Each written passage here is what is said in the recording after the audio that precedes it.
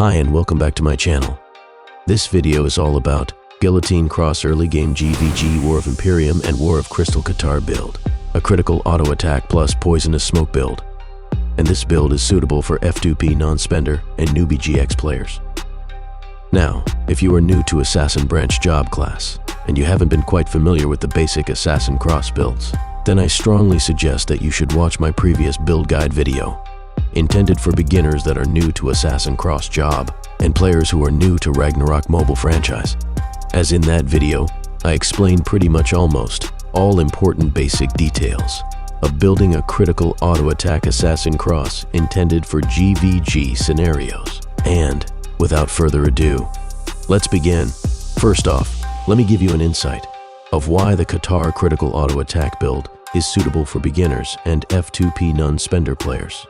Sure, there are multiple meta builds for Sin X and GX, both Dagger and Katar, but those other meta builds are not only more complicated than Katar critical auto attack, but they are also expensive to invest and quite hard to achieve the needed core stats of those builds, since we are just still in an early phase of the game, where sources are still limited and other stuff are still not affordable and achievable by non-spenders. While Katar critical auto attack, on the other hand, only needs a proper amount of key stats and a proper gears and cards combination. And here are some pros for critical auto attack that are favorable for beginners and non-spenders. 1. It can still inflict a decent damage even with a minimal attack stats. 2. It can still perform well even without any expensive MVP cards for both attack and defensive bonus stats. 3. It does not require a high amount of hit rate, ignore physical defense, and insane attack stats. 4. It does not require an over-upgraded weapon to be effective. Well, higher upgrade means higher damage and more lethal, but compared to other builds, they require a certain refined level of a weapon just to achieve the minimal optimum damage of a certain build. 5. Simple play sequence. You can go full auto attack, maneuver, and backslide a little bit. Alright, let's start with my stat points allocation. Strength. This stat contributes a decent amount to raw attack stats, and we don't need that much on base stat allocation for now, since we still need to allocate on much more important stat, and keeping it at a minimal of 99 plus total strength is already enough. Agility. This stat mainly contributes on your attack speed and flee. Both are very important and a priority stat for this build, as attack speed will hugely improve your DPS performance, and flee will also improve your overall survivability, since you'll dodge mostly all physical type attacks from low hit rate players. So without question, agility should be put to maximum allocation. Vitality. This stat contributes on improving your HP and raw physical defense. Allocating few is enough, just to improve your HP and P def a bit, since it won't give much of a difference even if you allocate higher stat points for now. Intelligence. We don't need to allocate any intelligence stat for this build. Dexterity. This stat contributes mainly on your hit rate stat, and also add a little raw attack stat. Dexterity stat also contributes on decreasing your skill casting time. 30 dex would decrease 1 second from your skill casting time. So for the ones who are wondering why they can't cast Poisonous Smoke instantly, you should at least have a total of 50 to 60 dex to make you cast Poisonous Smoke skill instantly. Luck. This stat contributes mainly on your critical rating stat. Now we Katar user can have a high critical rating even with a low luck stat, since using the Katar weapon will double our critical rating stat. But luck also contributes on increasing our chance of inflicting poison effect status on a target. Allocating a decent amount of luck-based stat also ensure that our attacks will land as critical damage against high critical resistant targets. Now, for the new players of Ragnarok Mobile Classic who are not familiar with the Traveler's Note, I suggest that you should be familiar with this item, as this item contains such information, like about the contributions of base stat points on status ailment effects, both infliction chance and resistance chance. You can also find other important information from this Traveler's Note item.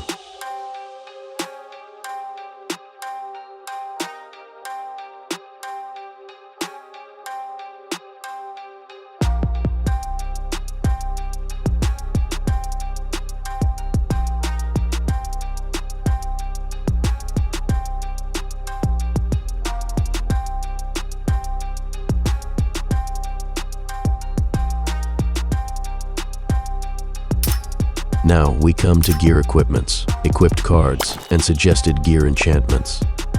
Adventure Master Shield, armor, cloak, boots, and accessory are still viable and the best choice for early game phase, since you can easily refine it up to refine level plus 12 with ease through safe refine system. And it also costs way more cheaper compared to non-rift item gears. You can also create a socket or a slot on it easily with ease, as Rift Gears only requires Fantasy Ember for perforation cost. Now, for this build, we aim for shield, armor, cloak, boots, and 1 accessory with critical bonus stats. On offhand shield, I suggest you prioritize these enchantment attributes. Aim for flee attribute stat for every gears, as this stat is one of the best stats that would make your character survive longer against physical attacks. Then you can combine with any of these enchantment attributes stat, hit rate, critical damage, physical damage increase, and damage reduction.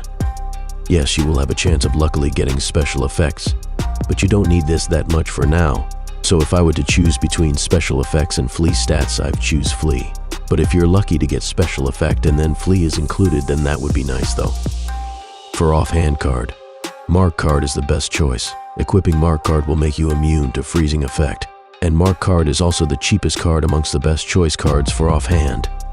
For armor, cloak, and footgear enchantment, you will have a chance of getting a status resistance attributes. Still aim for flee stat as priority attribute stat. Then you choose with a combination. With these resistance attributes, stun and fear resistance would be the best next priority stat, since you already had a freeze and silence immunity source. For armor card, Agriopi card is one of the best and cheapest card to be equipped. Also, by equipping Agriopi card and unlocking deposit reward effect, it will give you a plus 50% poison resistance. I mainly choose Agriopi card just to avoid being bullied by fellow assassins' lethal attacks and lethal new poison effect. For cloak garment card, Whisper card is one of the best and cheapest choice garment card. Whisper card provides a 20 stat flee. You also have to purchase another Whisper card for deposit to cancel the negative effect of equipping a Whisper card. Since while you equip a Whisper card, you will gain additional ghost damage receive effect. For footgear card, the Traceless card is one of the best footgear card choice solely for assassin class. It's quite expensive if you buy it from exchange, but you could craft it for a cheaper cost. You can also alter this card with a cheaper card, like Ferris card and Mater card to improve your HP, but the Traceless card's bonus stat effect is far more useful than these substitute cards. For accessory slot 1, Fairy and Bottle is one of the best accessory gear for critical builds. Fairy and Bottle provides an effect that would give you a 5% chance to trigger Berserker Rage buff. Berserker Rage buff effect will give you a plus 100% critical damage for 3 seconds. Now, for accessory enchantment attributes, you can aim for flee stat as priority. Then, aim for combination with these attributes: hit rate, critical damage, physical damage increase, and damage reduction. As for accessory card, Romc card is one of the best choice card for accessory card. Romc card is the cheapest useful card for GVG scenarios. For job class who had no hide detection skills, you can use other attack stats modifier cheap cards, but Romc card is the most useful card amongst the cheapest card. For the weapon, Agent-Katar Star is the best weapon for critical auto attack build, and now, we are already on the 3rd week since ROMC was launched, so players should be able to possess Agent-Katar Star by now, and Refine level +6 Agent-Katar Star can still perform well. For weapon enchantment attributes, better to also aim for flee stat attribute as priority stat, then aim to combine with stun or fear resistance stat attribute. For the weapon card, cheapest ones are still good. You can try other expensive card, like Hydra card that provides a plus 15% damage to demi-human, but it does not boost your damage that much. But if you had the budget, then it's also quite good. As for the headwear, facewear, mouthwear, backwear, and tailwear, the rental GVG headwears, which you can acquire from Guild's vending machine, is the best gears for GVG scenarios, from early to endgame phase. These gears will be your best choice.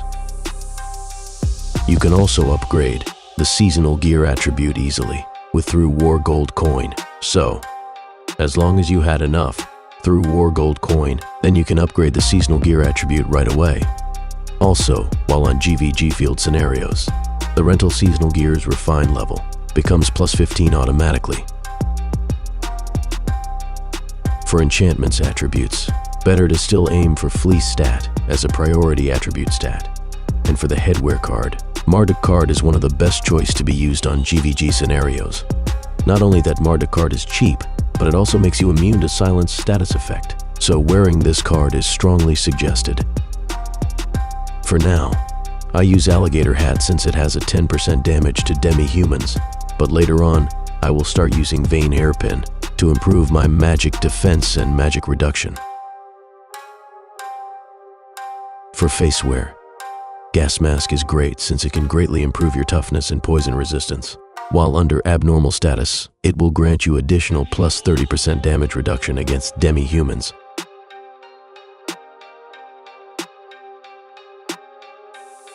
For the mouthwear, Voice of Ocean is great for auto attack builds, and it also had an effect that would buff you with Endure level 1 skill while performing auto attacks. and also had a 10% chance of getting a 99% damage reduction.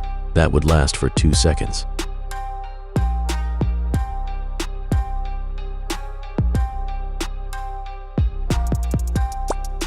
For backwear, Midnight Stars is the best rental seasonal backwear, since it will greatly increase your survivability performance. Not only that this back gear provides a great amount of flee, but it also had a healing effect that let you restore 5% of your max HP every time you dodge an attack. It will also put you to automatic hiding when you perform a dodge.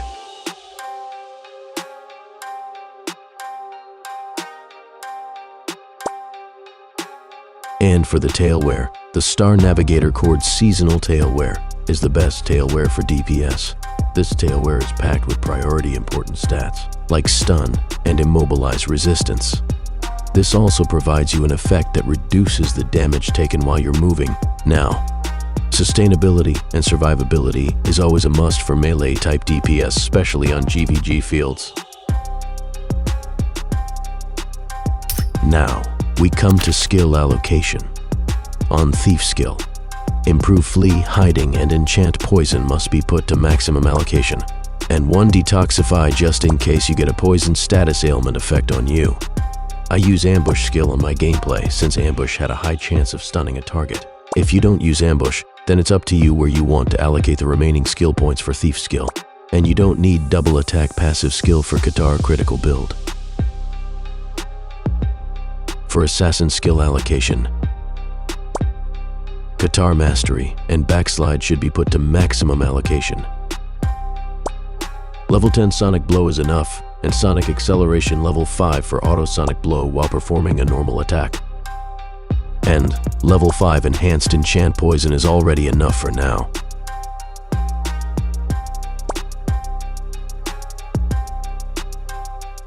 For Assassin Cross skills allocation, Advanced Katar Research and Assassination Heart should be put to maximum allocation, as this will mainly boost and improve your critical damage performance. And level 5 Assassination Halo is already enough since we need to allocate points on other much more priority skill. Enhanced Hiding should be put to maximum to enhance our movement speed better while on a hiding state. Level 10 Enchant Deadly Poison is already enough, but you can gradually upgrade this for additional penetration stat. When you already had allocated skill on the priority skills, then you can put the Enchant Deadly Poison skill to maximum allocation through time.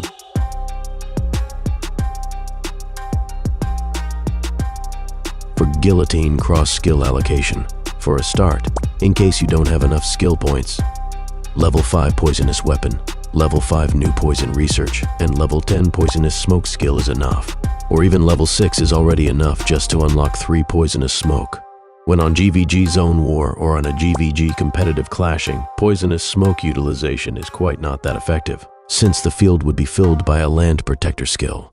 But you can still enjoy Poisonous Smoke gameplay on other situation, or without a sorcerer enemy around.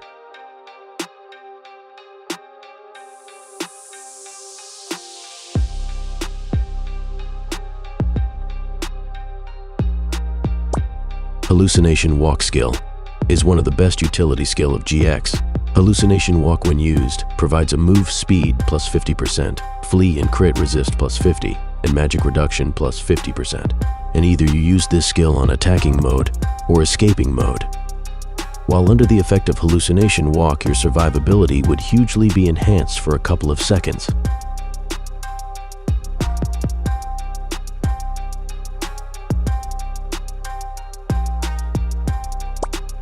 Antidote skill. You should at least have a level 1 antidote skill, just in case you and your teammate get inflicted with new poison status effect. A level 2 is better, since it also give a 5-second immunity against new poison effect.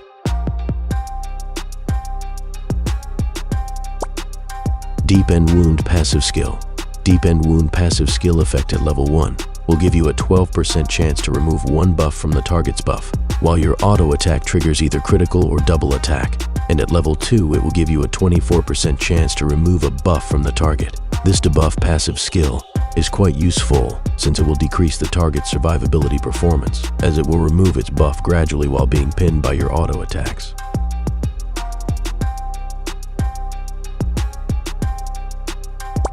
you should allocate at least level 1 weapon blocking skill. A level 1 weapon blocking skill will give you a 7% chance of blocking a melee attack. Having this buff will enhance your overall survivability against melee attacks.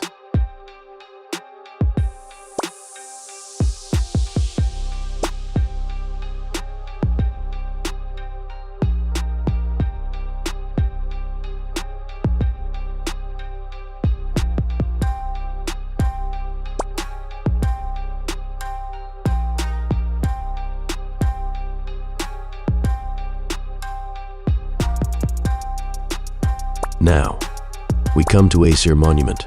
As of for now, we still lack of gold medals and guild contribution points. We will just allocate and activate attributes that are relevant to our current build. These are the priority attributes that should be activated on early game. Poison Restraint 1 and 2, Poisoned 1 and 2, Backsliding 1 and 2, Poison Cast, Poison Empower, Katar Mastery 2 and 3, Enchant Poison 1 and 2.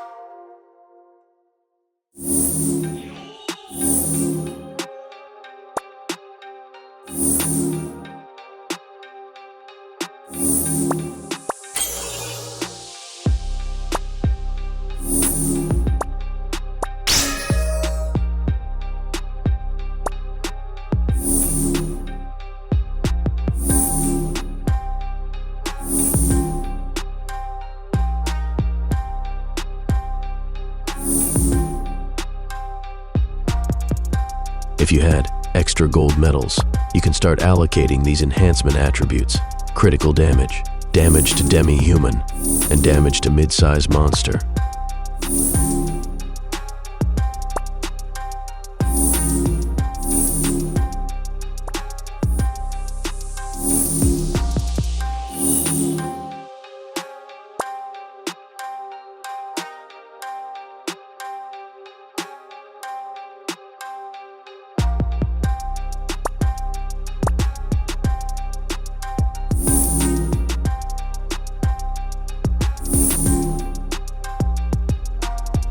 If you use Stunning Effect oftenly on a target, or you're equipped with Stunning Effect modifier and gears, like Rotario Star Card and Kabuto Headwear, then activating these stun damage enhancement attributes is a must. Stunning damage 1, stunning damage 2, stunning damage 3, stunning damage 4, and stunning damage 5.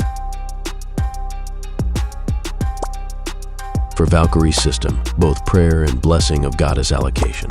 On Prayer allocation, Combat Blessing should be prioritized. Then upgrade gradually the Survive Blessings to enhance physical defense, and Res Blessing to enhance magic defense. Then, HP Blessing to enhance your character's HP. On Blessing of Goddess system, on Attack, prioritize critical damage since we are on a critical build, and next should be the Raw Attack. Then gradually upgrade Damage to Demi-Human and Penetration. And on Defense, Damage Reduction and Magic Reduction.